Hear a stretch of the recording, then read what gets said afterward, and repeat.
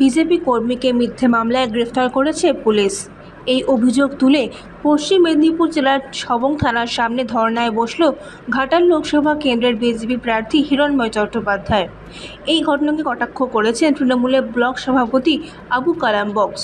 শুনে নিন তারা কি বলেছেন। গতকাল রাত্রে মাধবচক বুথে আমাদের বুথ কমিটির মিটিং হচ্ছিল।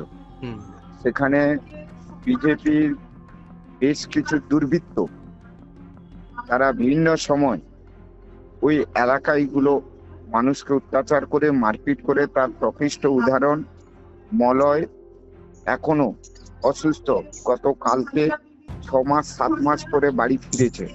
তাকে ইট দিয়ে মেরে মেরে পেট থেঁতলে দিয়েছিল, তার নাড়ি ভুড়ি থেঁতলে দিয়েছিল।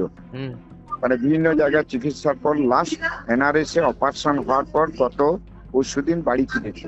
ওই এলাকাটা বিজেপি বিভিন্ন সময় বিভিন্ন মানুষের অত্যাচার করে এবং গতকালকে বুথ মিটিং এ ঢুকে আমাদের কর্মীদেরকে মারধর করেছে, বুথ সভাপতিকে মারধর করেছে। তো আমরা কমপ্লেন করেছি, পুলিশ তার ব্যবস্থা নিয়েছে। আমরা প্রশাসনের উপর 100% ভরসা রাখি, বিশ্বাস রাখি। আপনার কাছ থেকে শুনলাম হিরণ থানায় অবস্থানে বসছে।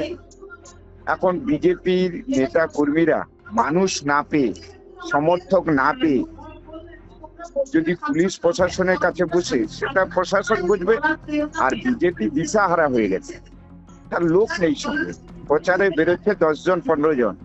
মানুষ যদি না থাকে তাহলে তারা তো আর কি পথ আছে মানুষের কাছে? নিজেদেরকে প্রতিষ্ঠিত করার জন্য কিছু না কিছু ঘটনা ঘটাতে হবে, সেই ঘটনা তারা ঘটায়। ধর্নায় বসাকে নিয়ে বিজেপি নেতা শিশির কুলভি তার বক্তব্য প্রকাশ করেছেন। আমরা ধর্ণা করছি আমাদের বিষ্ণুপুর গ্রাম পঞ্চায়েত এলাকায় বুথে মানিক ভঞ্জকে মিথ্যা অ্যারেস্ট করা হয়েছে, তার জন্য আমরা আজকে ধর্ণা চালিয়েছি। এর মধ্যে কি তৃণমূল জড়িত আছে এই ঘটনায়? পুরো তৃণমূল পরিচালিত, তৃণমূলের চক্রান্তে আজকে বসি অ্যারেস্ট করেছে। আপনি কি চাইছেন? আপনারা কি চাইছেন? আমরা তার নিঃশর্ত মুক্তি চাইছি। এখানে আমাদের প্রার্থী ধর্নায় বসছে, এখন ধর্না চলছে।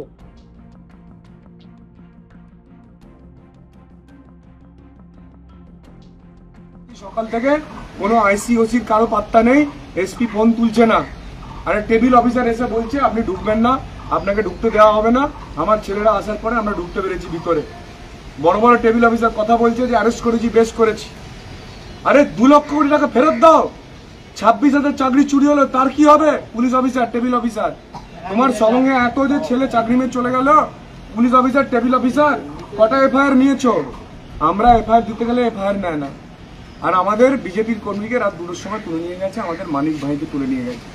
পিংলায় আমাদের শান্তনু ঘড়ইকে হত্যা করে মাঠের মধ্যে ফেলে দিয়ে গিয়েছিল। এই পুলিশ গিয়ে বলছে সে নাকি শুকনো জমির ওপরে জলে ডুবে মারা গেছে। এই পুলিশ, বাংলার পুলিশ, এই মমতার দলদাস পুলিশ। যেই বিজেপি সরকারে চলে আসবে অমনি বিজেপির সঙ্গে এরা ঘুরতে থাকবে। এই পুলিশের যাত্রাই এরকম, যে সরকার তার সঙ্গে দলদাস হয়ে যাবে। কিন্তু এই পুলিশের মধ্যে ভালো পুলিশও আছে, এই পুলিশের মধ্যে ভালো পুলিশও আছে।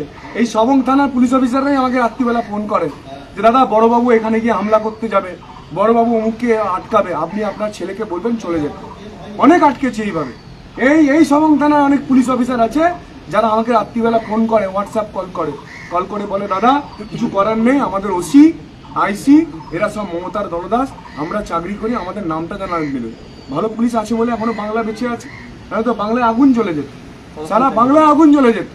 আজকে খড়গপুরে আমি 3 বছর ধরে আছি, কোনো মাফিয়া নেই, একটা গুলি চালায়নি, একটা বন্দুক, একটা বোমা পড়েনি। খড়গপুরে 3 বছর, খড়গপুরে মাফিয়ার আজকে শেষ করে দিয়েছি আমরা সবাই মিলে।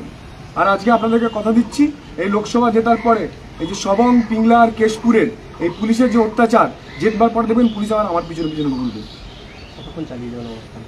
যতক্ষণ না এখানের আইসিওসি আসবে আর আমাদের বুথ সভাপতিকে ছাড়বে, বিনা দোষে তাকে যতক্ষণ না ছাড়বে, আমরা 24 ঘন্টা না 24 দিন নির্বাচন যাক আমরা এখানে বসে থাকবো। আগে আমার কর্মী। সবং থেকে দিগ্বিজয় মাহালির রিপোর্ট, এএনএম নিউজ। আরও খবরের আপডেট পেতে সাবস্ক্রাইব করুন আমাদের ইউটিউব চ্যানেলটি আর বেল আইকনে ক্লিক করুন নোটিফিকেশনস পেতে।